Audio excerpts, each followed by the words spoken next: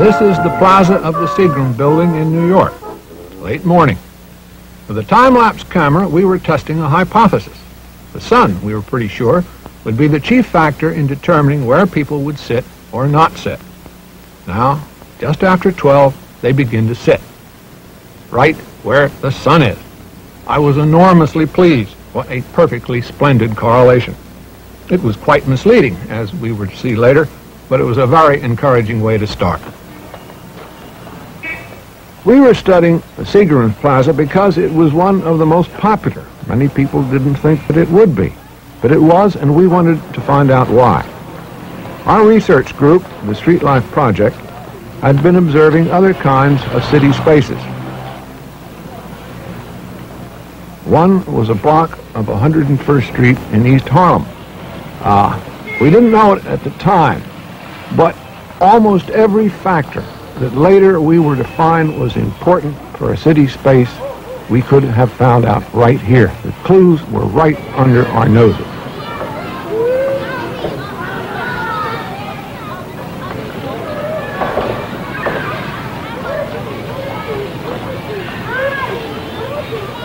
We had studied play areas, such as this adventure playground. It was a very good one, too. Wonderfully messy, lots of dirt and mud and the water that kids love so much.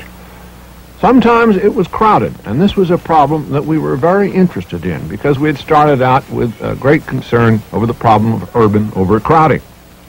But the more we studied this play area and other play areas, the more we began to realize that the great problem of these spaces is not overuse, but underuse. Even this playground, a very good one, on a day like now, which is a beautiful day in July, sometimes is almost completely empty except for the play directors. When we looked at the center of the city, we found underuse was even more apparent. Most office building plazas were empty most of the time, even at lunch on a beautiful day. Now, it wasn't meant to be that way. The city had been giving bonuses, floor space bonuses, to builders for providing plazas. If the builders did, they could add more floors to their building. And so they did. They built the extra floors and got all that extra money, and in return, they gave these empty spaces. In other cities, whether through the bonus provision or not, builders seem to come up with the same kind of dreary, empty spaces.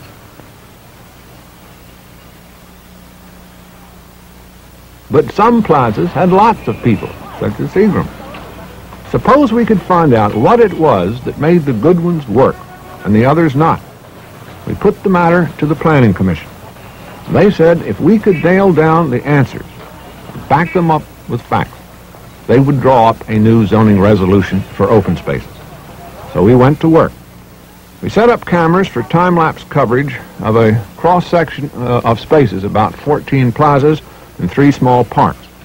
But our main technique was simple, direct observation. We made up maps for each of the spaces, and then we would go around periodically and map where the people sat, what they were doing, what the time of the day was, the temperature, and so on. And it doesn't take much longer to do this than to make a simple head count. But as you build up the record, a number of patterns begin to appear. The first thing that strikes you is the extraordinary diversity of activity. People reading, eating, talking, playing games. The sociability is really rather important. We found that the proportion of people in groups can tell you a number of things. The most used plazas tend to have a higher proportion of people in 2s and 3s than the less successful ones. But the most sociable plazas also have, in absolute numbers, the greatest number of individuals.